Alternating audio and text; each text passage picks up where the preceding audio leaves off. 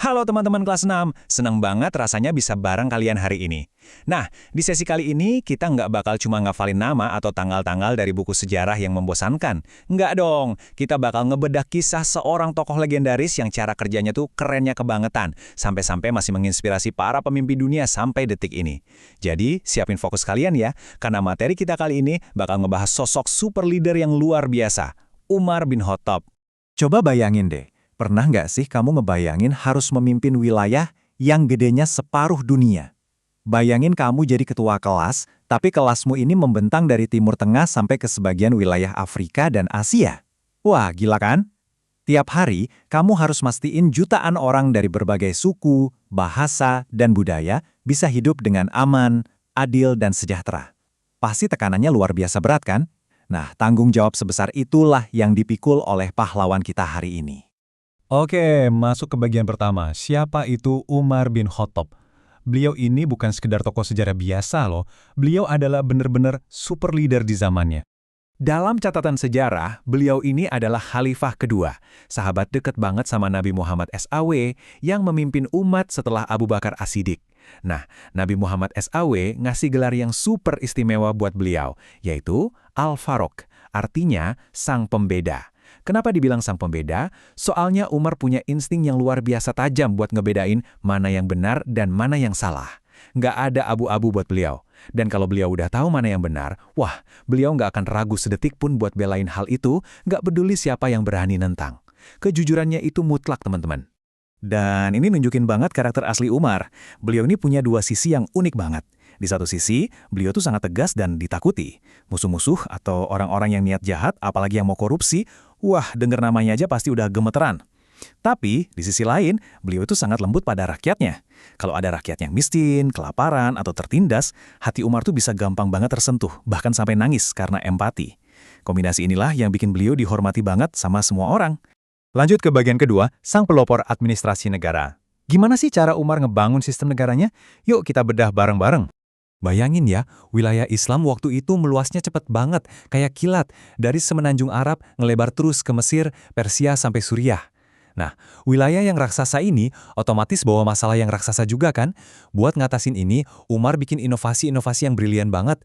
Beliau ngebentuk Baitul Mal, terus bikin sistem pos buat komunikasi antar wilayah, sampai ngebentuk pasukan keamanan alias polisi buat jaga ketertiban. Kalau di zaman sekarang nih, Umar tuh kayak presiden yang lagi bikin kementerian-kementerian baru. Beliau bikin Kementerian Keuangan, Kementerian Komunikasi, dan Kepolisian sekaligus di waktu yang bersamaan. Keren kan? Coba kita zoom in sedikit ke salah satu inovasi terbesarnya, yaitu Baitul Mal. Singkatnya, ini tuh semacam kas negara. Fungsinya buat ngumpulin harta, kayak zakat dan pajak, terus disalurin lagi demi kesejahteraan rakyatnya. Biar gampang ngebayanginnya, anggap aja ini tuh kayak Kementerian Keuangan, atau versi kecilnya, uang kas di kelas kalian. Uang kas itu dikumpulin kan bukan buat dijajanin ketua kelasnya, tapi dipakai lagi buat beli spidol, sapu, atau ngebantu teman kelas yang lagi sakit. Nah, Umar nata sistem ini biar gak ada satupun rakyatnya yang sampai kelaparan. Sekarang, bagian ketiga, lahirnya kalender Hijriah. Ini adalah solusi super cerdas buat ngatasin masalah administrasi yang lagi kacau balau waktu itu. Coba bayangin, gimana rasanya kalau kamu dapat surat undangan ulang tahun, di situ tertulis tanggal 12, bulannya Rabiul Awal, tapi nggak ada tahunnya. Bingung kan? Ini, tahun lalu, atau tahun depan? Nah, kekacauan surat menyurat tanpa tahun yang jelas inilah yang bikin lahirnya kalender Hijriah. Dari masa kebingungan itu, di tahun ke-17 pemerintahannya, Umar ngambil langkah cerdas. Beliau nggak main mutusin sendiri loh. Beliau ngajak ngobrol, bermusyawarah sama para sahabat yang lain. Hasil diskusinya? Disepakatilah kalau tahun satu umat Islam itu nggak dihitung dari hari lahir Nabi, tapi dari momen hijrahnya Nabi Muhammad SAW dari Mekah ke Madinah. Kenapa? Karena itu adalah titik balik kebangkitan umat.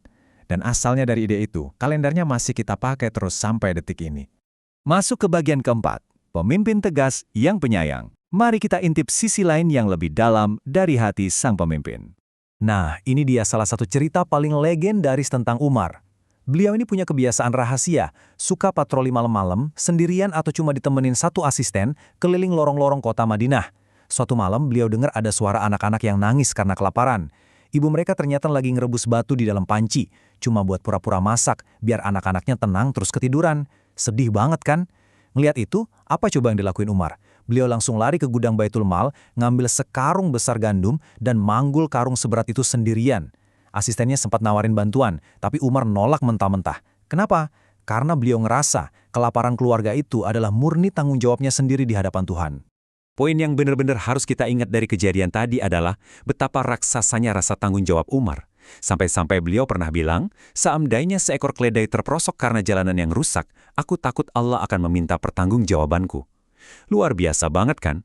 Coba pikirin, seorang pemimpin negara yang kekuasaannya seluas separuh dunia masih kepikiran soal keselamatan seekor keledai. Beliau sadar betul, jadi pemimpin itu bukan buat nikmatin fasilitas mewah, tapi soal pelayanan dan tanggung jawab mutlak atas setiap makhluk yang hidup di bawah kepemimpinannya. Bagian kelima, teladan Umar untuk kita. Gimana sih sosok super leader ini bisa langsung menginspirasi kehidupan kalian sehari-hari? Jadi, apa aja sikap keren ala Umar yang bisa kamu terapkan sekarang juga? Pertama, berani membela kebenaran. Kalau ada teman yang curang atau malah ngebully, jadilah seperti Al-Faruq, si pembeda. Beranilah buat ngingetin mereka. Kedua, tanggung jawab atas tugasmu. Kalau kamu dikasih jadwal piket kelas, ya kerjain sampai tuntas dong. Gak usah nunggu disuruh berkali-kali. Dan yang ketiga, peduli sama teman yang lagi kesulitan. Entah itu ada teman yang lupa bawa bekal atau kesusahan ngerjain PR, bantuin mereka. Sama persis kayak Umar yang gak ragu manggul gandum buat rakyatnya yang kelaparan. Gak kerasa kita udah sampai di akhir pembahasan nih. Setelah ngelihat seluruh perjalanan luar biasa, inovasi-inovasinya, dan lembutnya hati seorang Umar bin Khattab, ada satu pertanyaan yang pengen aku titip buat kalian bawa pulang. Jadi dari semua sifat Umar tadi, mana nih yang bakal langsung kamu tiru hari ini? Apakah ketegasannya dalam membela yang benar, rasa tanggung jawabnya, atau rasa kasih sayangnya ke sesama? Yuk pilih satu, dan mulailah jadi pemimpin hebat mulai dari sekarang. Makasih banyak ya udah nyimak bareng-bareng hari ini teman-teman kelas 6. Kalian luar biasa. Sampai jumpa lagi di pembahasan seru berikutnya.